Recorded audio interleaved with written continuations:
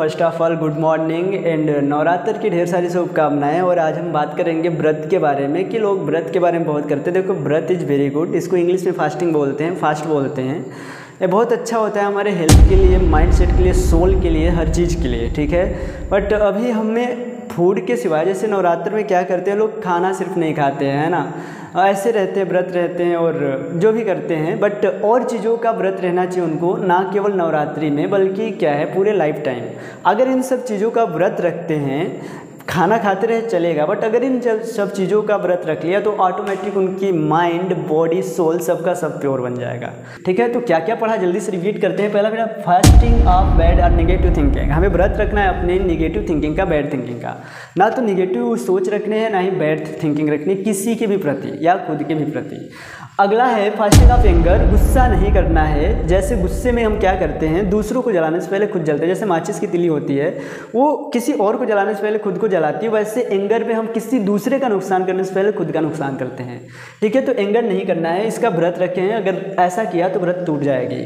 अगला है fasting of waste time, money and energy. ये सब के सब बहुत ही पावरफुल चीज़ है और इम्पोर्टेंट चीज़ है। हमारा टाइम भी, मनी भी एंड एनर्जी भी, है ना, तो इसको भी वेस्ट नहीं करने हैं। और इसका हमने व्रत रख रखा है तो वैसे भी नहीं करेंगे, नहीं तो हमारी व्रत टूट जाएगी। अगला क्या है, फास्टिंग ऑफ कंपेयरिंग। खुद को किसी से कंपेयर नहीं करना है, खुद की तुलना किसी और से नहीं करना है। Everybody is unique person. भगवान ने हम सबको यूनिक बनाया है ना। यहाँ पे दुर्गा माँ भी किसी से कंपेयर नहीं की कि यार मैं तो कैसे, मैं तो लेडी हूँ, मैं कैसे इतना भयंकर राक्षस से लड़ पाऊंगी, है ना। जब इतने बड़े बड़े देवता हार गए तो मैं कैसे, तो उन्होंने कंपेयर नहीं किया, उनका बिलीव खुद पे था। आगे और देखते हैं क्या है कि अपने को चिंता भी नहीं करना है, चिंतन करना है, ठीक है। नवरात्रि के टाइम चिंतन के लिए बहुत अच्छा होता है। जो स्पिरिचुअल लोग होते हैं इसमें बहुत ज़्यादा चिंतन, मनन, आध्यात्मिक क्रियाएं करते हैं। तो चिंता नहीं करना है। जब हम चिंता करते हैं तो वो कूड़ेदान में चला जाता है, बट जब हम चिंतन करते हैं तो तिजोरी में समा जाता है। तो जिस भी ईश्वर, अल्लाह, गॉड, भगवान को मानते पूछते हो आप, उनका स्मरण करो, याद करो, उनका चिंतन करो, मनन करो। नेक्स्ट है फास्टिंग ऑफ स्मॉल थिंकिंग। छोटा नहीं सोचना है आपको, बड़ा सोचना है। क्यों? क्योंकि इसका हमने व्रत रखा है और ऐसा किया तो व्रत टूट जाएगी। अगला क्या है, फास्टिंग ऑफ ओवर थिंकिंग। बहुत ज़्यादा नहीं सोचना है, छोटा ही सोचना है, कम ही सोचना है, लेकिन अच्छा सोचना है और उस पर एक्शन लेने, काम करने हैं, ऐसा।